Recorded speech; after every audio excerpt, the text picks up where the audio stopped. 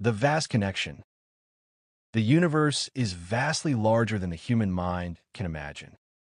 Tremendously powerful forces shape galaxies, stars, and planets, while human life exists on a fragile sphere in the middle of this cosmic ocean.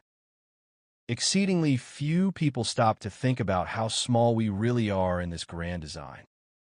Yet, inordinately much time is spent arguing about things that matter minimally in the scale of eternity. Long ago, humanity looked up and wondered if they were merely a collection of cells or something more, souls connected to the infinite. That question still echoes across generations.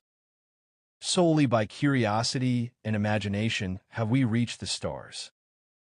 The story of humankind is primarily a story of seeking meaning, mainly through discovery and thought, and chiefly through the courage to ask why. In the early days of exploration, scientists believed Earth was perfectly positioned in the universe for life. They were absolutely convinced that no other planet could sustain it. But the more they looked, the more they were utterly amazed by what they found, worlds beyond count, many of them similar to our own. The idea that we were unique disappeared altogether. Overwhelmingly, the evidence began to suggest that life could exist elsewhere. Relatively small telescopes revealed comparatively great secrets, proving that even a single lens could uncover truths of substantial importance. Apparently, the universe was not empty. It was alive with possibilities. Evidently, humans had underestimated the richness of creation. Undoubtedly, this discovery changed everything. For the first time, people began to see themselves not as rulers of the earth, but as citizens of the cosmos. Certainly, not everyone agreed. Frankly, some found it terrifying to imagine that humanity was just one among billions of civilizations. Honestly, others found it comforting, a reminder that we were never truly alone. Ideally, such knowledge should have united humankind. Technically, it did in some sense. We learned to share data, to speak across languages and nations. But personally, I think we also lost something, the quiet mystery that once surrounded our nights. Predictably, science replaced wonder with logic. Yet surprisingly, the more we learned, the deeper the mystery became.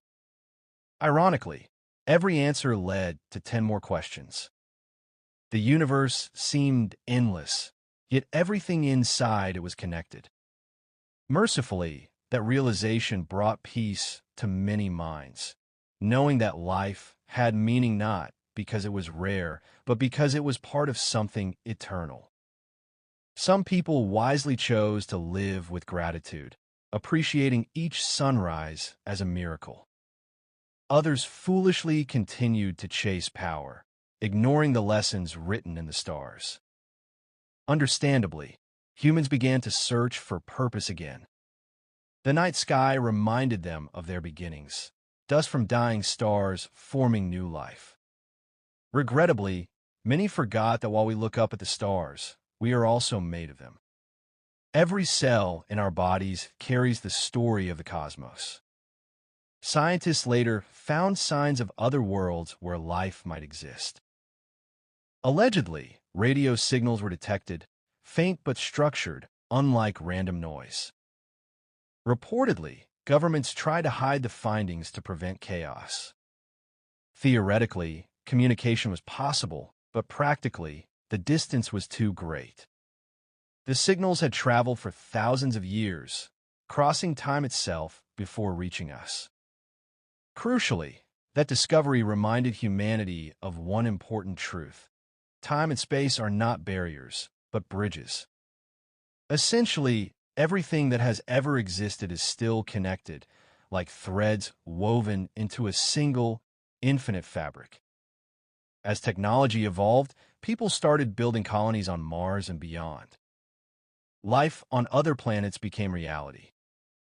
Vastly different environments required adaptation, and humans changed both physically and mentally. New generations were born under different skies. They spoke of Earth as their ancestors' world, a remarkably small place in comparison to their new homes. On one of those colonies, a young girl named Arya looked up at her planet's twin moons. She had scarcely seen real oceans or forests, only images from old Earth archives.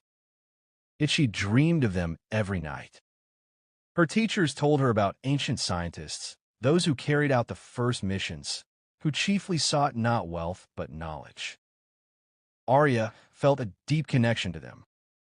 She knew that their curiosity had allowed her to exist among the stars. One day, Arya found an old diary belonging to her great-grandfather, who had helped build the first space station.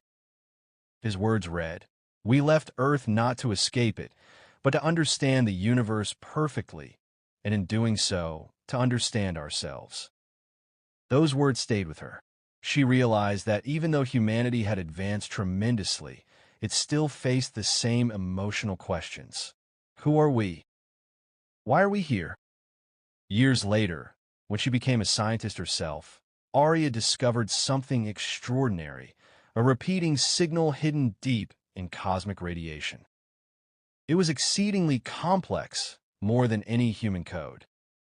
Apparently, it was not natural. Evidently, someone or something had sent it long ago. The discovery was overwhelmingly important. Nations once again united, building a project to decode the message. Relatively speaking, it was simple math. But comparatively, its depth was beyond comprehension. Substantially, it changed how people viewed existence. The message, when finally translated, said, "You are not the center. You are the continuation." It was undoubtedly the most meaningful message ever received.